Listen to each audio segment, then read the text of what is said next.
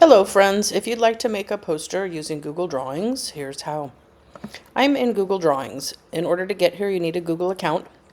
If you go to your Google Drive and you click File, New, I'm under Drawing already.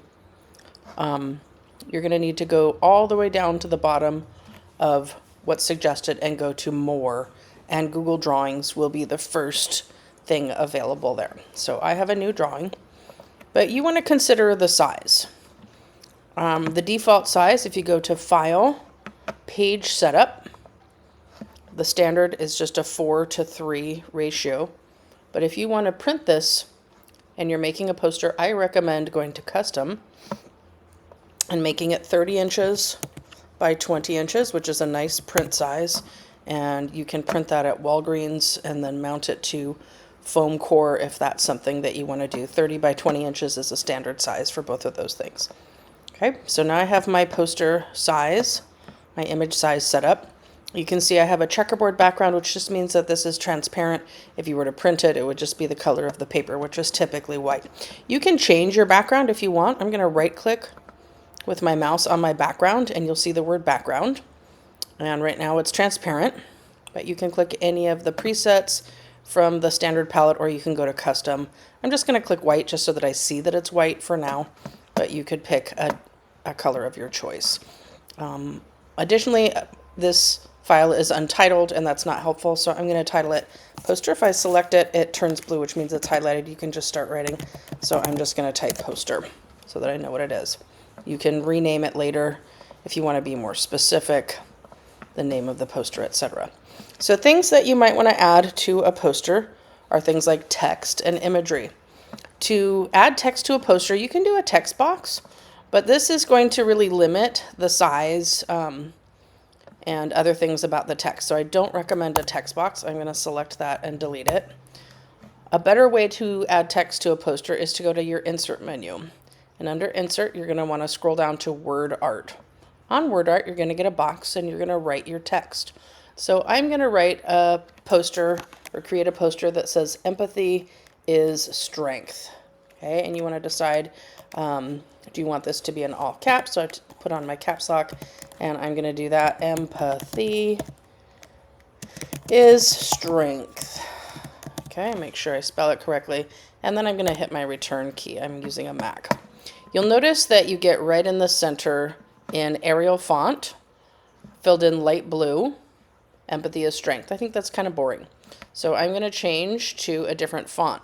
Now you'll notice up at the top it says A+ more fonts. So in Google you have a certain set of pre-selected fonts, but you can always get more for free. If you go into here and you find as many as you like, just click on it and it'll be added to your default fonts. And this will show up in anything that you use in the Google suite. So just click OK when you've added what you want. But I have a whole bunch here. If you're making a poster and you want people to be able to read your text from a distance, you're going to want to keep a pretty simple font. And I'm trying out fonts that are bold or not bold. But this straight line of text, first of all, light blue against white is low contrast. So that's going to be difficult to read from a distance. I'm probably going to want to fill it in black or a dark color. Serifs, the little extra added decor at the ends of letters, can make it difficult to read. So Arial is actually a really readable font, and that's why it's a default. But there's others that, ooh, that one's not so good when you stretch it. Something I'm going to do here is I want to put my words on different lines. So if I double click on this, I get back to my original box, and I can hold down the Shift key while I hit return, and that's going to put my next piece of text on the next line. It will automatically center it. So when I have done that, I'm just stretching out my box, and you'll notice that these red lines are guidelines that help me to center my text. There I have it centered top to bottom and left to right, horizontal and vertical.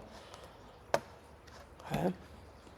Kind of a boring text, but I think it's easily very legible. So I'm going to try filling it in with a different color. So the beauty of word art is that you get an outline if you want to have an outline, and then you have a color fill, or you can do a gradient fill.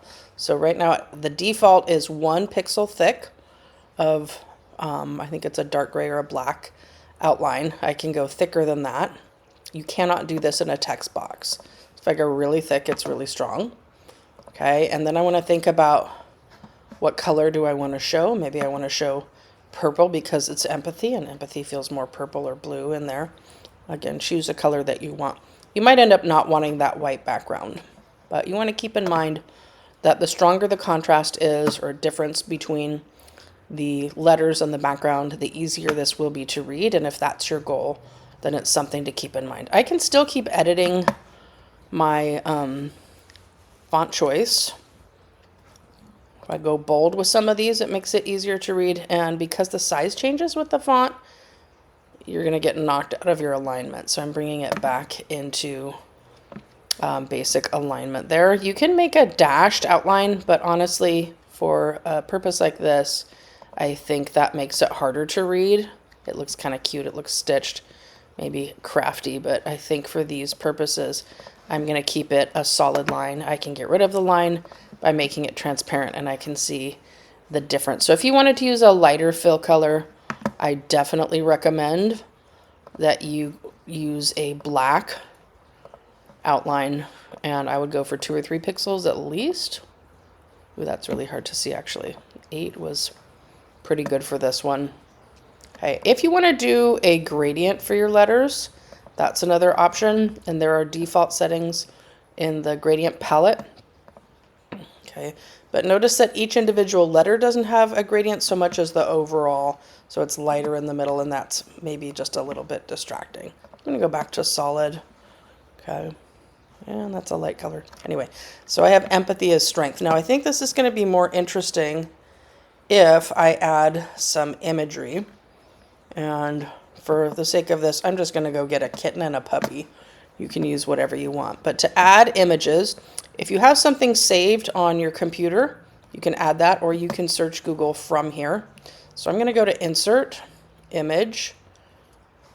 Notice that Upload from Computer is first there. You can always just click and drag if you reduce the size of your window and pull something from your desktop. But search the web is an easy way to do. You're going to get a pop-up window on the right. I'm going to type in a key term, so I'm going to type in puppy and see what comes up. So I hit the return key. I'm getting photos. Maybe I want a photo, maybe I want a drawing. If I want a drawing, I can go back here and clarify and add the word drawing, and that should change what comes up. So maybe I want something. That's a pretty cute puppy. You can select multiples, and you can always get rid of them. I'm selecting a few and see what I like. Now be aware that just because these came up doesn't mean that they're in the Creative Commons or public domain. So technically, if you're taking images from here, actually I think within Google these might be public domain. Okay, so they're just going to show up randomly. You can change the size. With an image that you bring in, be aware that if you click and try to resize from the side, the top, the bottom, you're going to distort your image. So see how weird that looks? I'm going to undo, Command Z. So I recommend going from any corner to adjust the size. Now I noticed that this dog against this background is really low contrast, so I'm going to get rid of that one. This is a cute dog, but he looks kind of irritated, and I don't think that works so well with empathy. This is a cute little puppy. Again, I'm going to go from a corner. Okay, there's ways to add color to this, but it gets a little complicated. So right now, anything that you bring in Google, this is a vectors type of drawing.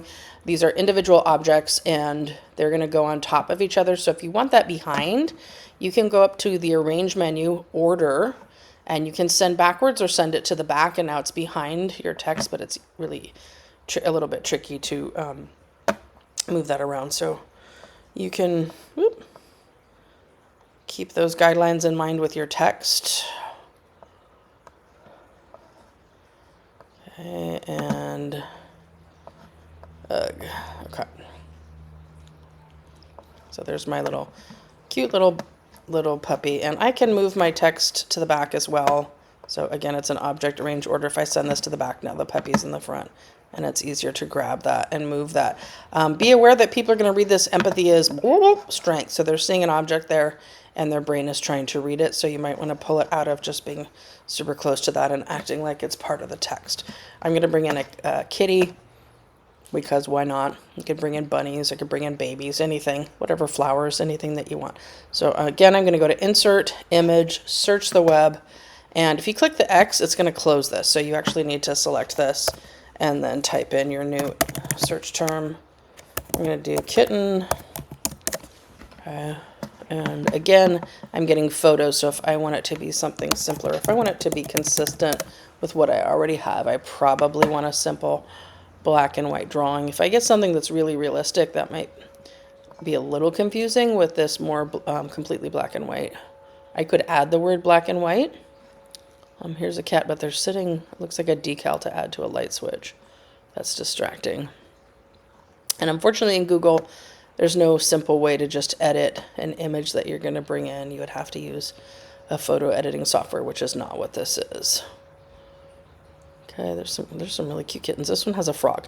Now I'm going to choose this one, and that first one doesn't want to upload for some reason. I'll just get rid of that one. But this one, I can get rid of that frog because it looks like the cats want to eat the frog. I can sort of get rid of it by double clicking, and you'll notice that I have a thicker outline here, and I have these little black bars in the corner and the top and the bottom, and that's a cropping tool. So if I click and drag here, I'm not reducing the size of my image. I'm actually cropping out something that's in the bottom there, but I don't want to crop out the toes of these cute little kitties. So here's this little piece of that frog. That's a little weird. And you'll notice that the background is filled in, which the dog, I don't think had a filled in background at all. Just going to put that back. So with the cats, there are a few things that I can edit. I showed you can crop, but I can go to Format Options and Adjustments, and I can change the brightness and contrast. So if I increase the contrast, that kind of light gray background should get brighter. There we go. And so it becomes more truly black and white. Okay, and I'm going to just close that. I like that. But I'm going to move this into the background. So again, arrange, order, send to back. And nope. I'm going to move the cats down. And they're going to try and line that up with the dog. But the size is different. So I'm going to make some adjustments. And these are your red guidelines that show up top to bottom. I'm not actually going to print this poster because I'm bored with it. But here are some basic things that you can do. Again, you can increase the size of your text. You've got a lot of space here. I would keep it simple. You don't want to overwhelm your text because that's the core part of the message that you're sending. Noticing this negative space here, just the white space in here. The kittens are bigger than the dog. I wish I could find a cat that was drawn by the same artist, for example. You could always bring in separate images that you print and physically cut out and paste to a poster. But I like to just get something and print what I have. Now, if I could get something to cover up that weird little frog eye, that's distracting. I'm just going to go and get a shape from my shapes menu. I could do a random shape, but I think a circle here, I'm going to go for my oval menu, is going to be able to cover that. And my circle came up that default blue with the outline, so I'm going to get rid of my outline. I'm going to make that transparent, and I'm just going to fill this in white, and I'm going to resize it. I'm just using this as like whiteout to cover that up. Now, if I move the cats, let me move this text to the back, arrange, order, send to back. If I move the cats, I'm using my arrow keys to move it. You'll notice that I'm just going to undo, Control Z until it gets back how I had it. That little white circle is not connected to there. So I can actually glue them together. I can group them by holding Shift. So I have that oval selected. I'm going to hold Shift. I'm going to select the cats, and then I'm going to go to Arrange Group. And now those are stuck together. So if I move or resize this image of the cats, that little oval continues to cover up that little frog. Okay, so this will work really well if I move this to the back again. I'm not a huge fan of this text. I could change my background color. Again, background, you can adjust that at any time. I'm going to go with light blue, but then notice that the white background here becomes an issue. Now you could go to a website. I'm just going to type it in here because I don't think this screen recording app that I'm using is going to work for this. But you can go to a website called remove.bg and you can look up BG as in background, and that's the whole website. If you go there, you can bring in images that have a simple background and they'll get rid of your background. Sometimes it does a great job, sometimes not so great. But that would be a way to deal with that, that issue with an image like this. So it's going to blend in because that looks weird unless I just keep it a white background. So I could bring that image in, get rid of my background, and bring that in. So these are the basics of how to make a poster. I'm going to undo, I'm going to get rid of this. I'm going to go back to a white background. One other thing that you might do, I do this when I'm making posters for my classroom that are, you know, classroom rules or something, just to make it more decorative. You can go in and you can add a border. So under your shapes menu, there's different types of rectangles, for example. Here's one, and I want that to be centered. I can adjust how thick that curve is. I could make this a dash border. I could make that nice and thick, and I'm going to make this transparent. So in that case, it kind of holds it all together. You can always send that to the back because that's going to behave weirdly because this is actually covering everything up. And you can change the color of that line any color you want, but honestly from a distance it's not going to read super well. But if you wanted to make it super cute, there you go. When you go to print this, I recommend printing at Walgreens. They typically on Walgreens Photo have 40, 50, even 60% off coupons any week. That includes posters. You're going to want to download a PNG from Google Drawings. So you go to download and PNG image, and that's going to give you the sharpest version of what you have. And so it says poster.png. I'm going to make sure that I have moved that to my desktop.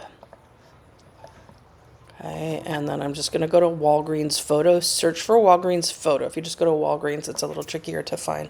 But if you go to Walgreens Photo, there's typically coupons on there. You're going to upload it and print it as a poster. They'll usually print it within 2 hours or even less. And again, that's just going to be like on photo paper. So you're going to want to get some foam core or a heavy poster board or a piece of cardboard to mount that on. And we've just used packing tape. So good luck. I hope this is helpful.